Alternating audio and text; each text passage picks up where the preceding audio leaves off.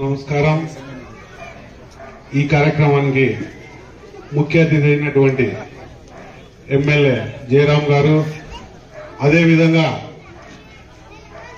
అధికారులు, ఎన్డీఏ కూటమి నాయకులు, పేరు పేరున ఈ కసాపురం ప్రజలకు, మీడియా సోదరులకు, ఈ కార్యక్రమానికి సహకరించిన వారికి ప్రతి ఒక్కరికి నా నమస్కారాలు తెలియజేసుకుంటున్నాను.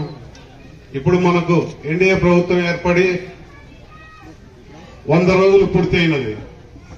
100 రోజులలో మనకు ఏమి చేశాము అనే దానిపైన అధినేత చంద్రబాబు నాయుడు గారు ఆదేశాల మేరకు ఎమ్మెల్యే గారు అయితే, మేమైతే నియోజకవర్గం, జిల్లా అంతా తిరగడం జరుగుతోంది. ఎందుకంటే ఇది మంచి ప్రభుత్వం. చెప్పిన మాట, ఎలక్షన్ ముందు అవ్వాతాతలకు 4,000 రూపాయలు పెన్షన్ ఇస్తామని చెప్పాం. అదే ఎలక్షన్ డేట్ ముందు చెప్పిన రోజు నుంచి దానికి 3 నెలలు డ్యూ ఉన్నట్లు 7,000 రూపాయలు పెన్షన్ ఇవ్వడం మొదటి నెల జరిగింది. అంటే ఎన్డీఏ ప్రభుత్వం చెప్పిన మాట జవదాటకోకుండా చేస్తోంది. అదేవిధంగా యువతకు డిఎస్సి 16,400 చిల్లర పోస్టులను యువత కోసం గత ప్రభుత్వం 5 ఏళ్లలో యువతకు ఏ పోస్టులు ఫిలప్ చేయలేదు. మరి డిఎస్సి అభ్యర్థులు యువతులకు ఏ పోస్టులు విడుదల చేయకపోను వాళ్ళను చాలా ఇబ్బంది పెట్టడం జరిగింది యువతను. ఇప్పుడున్న మన నారా లోకేష్ బాబు గారు పాదయాత్రలో తెలుసుకొని యువత పరిస్థితి ఏమి, రాష్ట్ర పరిస్థితి ఏమి, రైతుల పరిస్థితి ఏమి, పేదల అన్ని వర్గాలకు ఏ విధంగా చేస్తే మేలు జరగాలి అనే ఉద్దేశంతో ఆయన మేనిఫెస్టో ప్రకటించడం జరిగింది. అది ఒక్కొక్కటిగా అమలు జరుగుతుంది.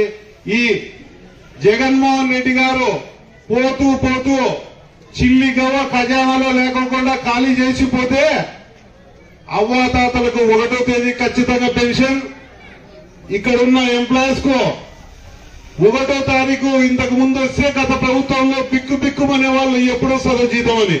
ఇప్పుడు అటువంటి పరిస్థితి లేకోకుండా ఈ ఎన్డీఏ గవర్నమెంట్ వచ్చినాక ఎంప్లాయీస్ సక్రమైన జీతాలు వస్తున్నాయి. ఎన్ని ఇబ్బందులున్నా రాష్ట్రాన్ని అభివృద్ధి పదంలో నడపడానికి చంద్రబాబు నాయుడు గారు, అదేవిధంగా ఢిల్లీలో ఉన్న మోడీ గారు సహాయ సహకారాలతో మనకు మన రాజధానికి ఇప్పుడు ఈ 100 రోజుల్లోనే 12,500 కోట్లు శాంక్షన్ చేసి మన రాజధాని పురోగతికి కూడా మన ప్రభుత్వం ముందుకు పోతా ఉంది. అదేవిధంగా 14,000 కోట్ల చిల్లర పోలవరానికి కూడా, ఈ రాష్ట్రానికి పోలవరం వస్తే నీళ్లుంటే బాగా రాష్ట్రం బాగుపడుతుందనే ఉద్దేశంతో గత 5 ఏళ్లలో పోలవరం అభివృద్ధి ఏమాత్రం జరగకుండా ఉండడం ఇప్పుడు బాగా జరుగుతున్న విధంగా ముందుకు పోతా ఉంది. అదే విధంగా పోతే రైతులకు గత ప్రభుత్వంలో ధాన్యం కొనుగోలు చేశారు, అప్పుడు డబ్బులు చెల్లించకపోతే ఇప్పుడు వచ్చినాక రైతుల పరిస్థితిని చూసి చెల్లించడం జరిగింది. అదేవిధంగా ఇక్కడ గతంలో తెలుగుదేశం పార్టీలో నీరు చెట్టు కార్యక్రమం పనులు చేసిన వారికి కూడా ప్రభుత్వం బిల్లు చెల్లించకుండా కక్ష సాధింపుగా చేసింది. అది కూడా ఈ రోజుకు 250 కోట్ల రూపాయలు, ఇంకా మిగతాది కూడా జరగబోయే రోజుల్లో ఇస్తున్నారు. ఇవన్నీ సంక్షేమము. ఇసుక 19వ తేదీ నుంచి ఆన్లైన్ లో పెట్టడం జరిగింది.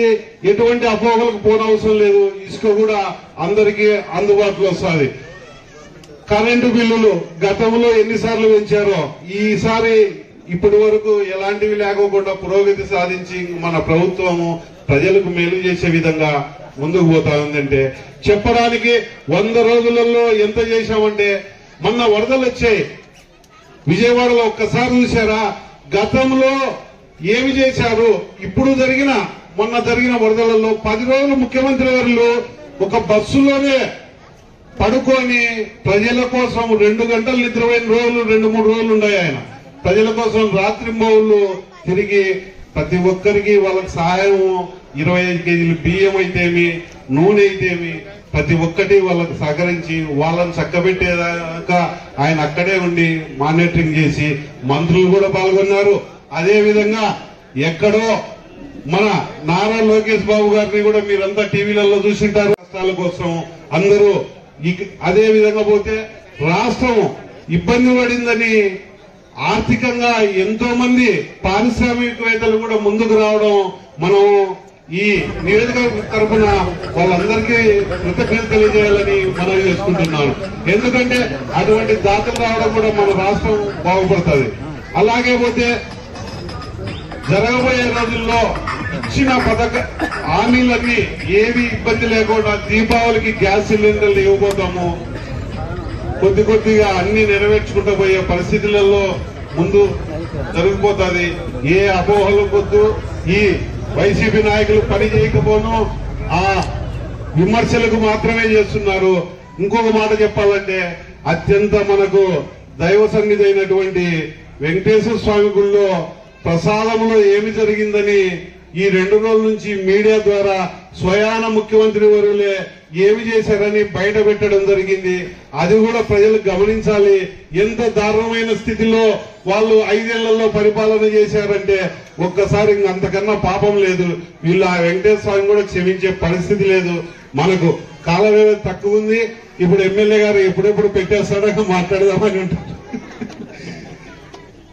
తప్పకుండా మనకు మంచి ఎమ్మెల్యే గారు ఉన్నారు. ఏ టైంలో అయినా పలుకుతారు. అదేవిధంగా సోదరులు నారాయణ స్వామి గారు, మా నాయకులంతా వెంకటేష్ గారు అయితేమి, మా మణికంఠ, మా సోదరిమణి హిమబిందు గారు, ఎవరైనా అంత అందుబాటులో మళ్ళీ వెనకాల మా పేరు